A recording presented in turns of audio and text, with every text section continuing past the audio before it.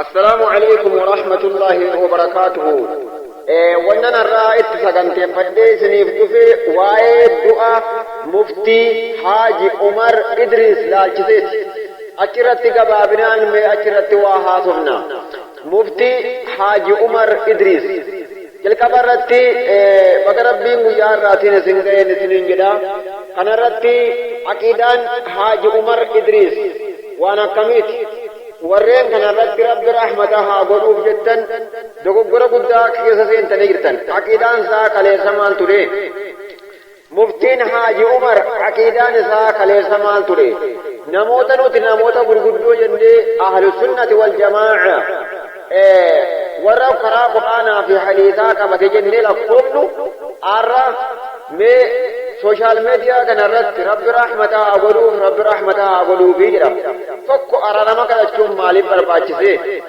Hayyee tokko kun inni lammaffaa immoo yoo inni nama rahmataa kadhataniif ta'e nama rahmataa kadhataniif yoo ta'e yoo aqiidaan isaa sirrii ta'e maaliif mana isaa keessatti awwaalame? Lama sadaffaan immoo osoo aqiidaa isaa beennu salaata kan irratti salaata janaazaa hin dhabamu ahlu sunnaa ta'ee jechuudha. Kun dogoggoraa guddaadha. Jalqaba irratti nama shirkii godhu, nama aqiidaan isaa qulqulluu hin taane, nama daandiin isaa qulqulluu hin taane, nama ahbaashii, nama suufiyyaa, nama ol ta'iinsa rabbii mormu akkanaatiif araarama kadhachuun dogoggora guddaadha. Ummanni muslimaa kana dhaga'uudha qabdanii. Araarama kadhachuun hin jiru. Nama shirkii godhu tokko jannata seenuun isaa inumaa hin jiru. Aqiidaan isaa qulqulluu miti. Maaliif yoo jenne wanni kana irratti hubachuudha qabnu karaan firqaan amantaa muslimaa kan himatu 73 jechuudha. 73tti qoodama amantaan muslimaa kun. 73 keessaa suufiyyaan tokko jechuudha. كلها في النار وندسي في الجاهلة تتاهادا كما رقم ربي صلى الله عليه وسلم إلا واحدة تقوم عليه كناف قران سري تقتيدا كرام بعد الام موتر باتمي وي كناف قرار ما كدچون دوغوغورا نما عقيدا برا رجلو قرار مالف كدتن وسو اهل سنت مالف منا كيرتي اولا منا ساكرتي مالف اولا ما ار حاجي عمر ادريس mana isaa keessatti awwaalamee jira jechuudha. Waan kana karaawwatu qabrii irratti qubbii kan ijaaru jaarmaya adda addaa kan ijaaru eenyu tureme? Eenyu? Ummata suufiyyaa jechuudha. Warra aqiidaan isaanii ahlu sunnaa irraa faallaa warra qabrii irratti waa ijaaru. Kana dhaamsa kana irratti ergamaan rabbi sallallahu alaihi wasallam maal jedhe?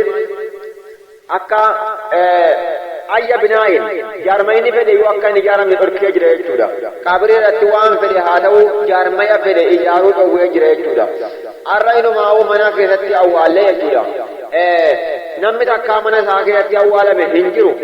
Qabriin muslimni qabriidhaan beekama. Qabrii jamaa'atti geeffama.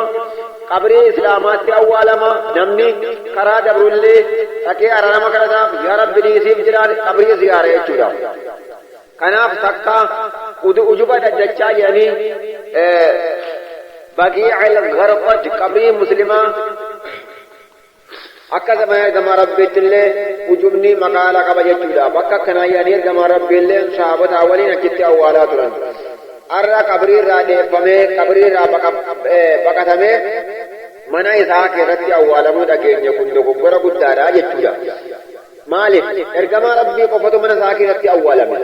Ammoo darajaan namicha kana darajaa ergamaatti hin qixxaanne inuu aqiidaan isaayyuu faallaadha jechuudha. Ergamaan waan awwaalameef qaba. Waan mana keessatti awwaalameef qaba goojjoo isaa keessatti jechuudha.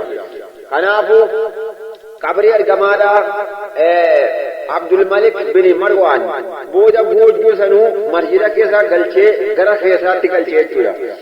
Isa kanaaf inamichi kun ergamaadhaaf inni adda. Darajaan isaa darajaa ergamaa ta'uunis aqiidaan isaa faallaadha. Kanaaf mana keessatti awwaalanii mana keessatti awwaalamuu waa irratti ijaaramuu jaarmayni fedhe irra jiraachuu ergamaan dhowwanii jiranii dhorkanii jiran jechuudha. Kanaafuu warri rabbi rahmataha godhuuf jettan dogoggora guddaa keessa galtanii jirtanii jechuudha. Ummanni kun warra ol ta'iinsa rabbii mormuudha. Ummata firqaatii ummata jechuudha amantii keenyarra addaati jechuudha. Namoonni har'a nuti aqiidaan isaanii jajjabaadha, ummata gurguddaadha, ummata yaada nurra qabu, ummata nu gorsu kennu har'a rahmataa kadhatanii jechuudha duuba. Duuba obboleeyyan keenya kana sheer walii godhaa isin jenna. Assalaamu alaikum wa rahmatullahi wa barakaatuh.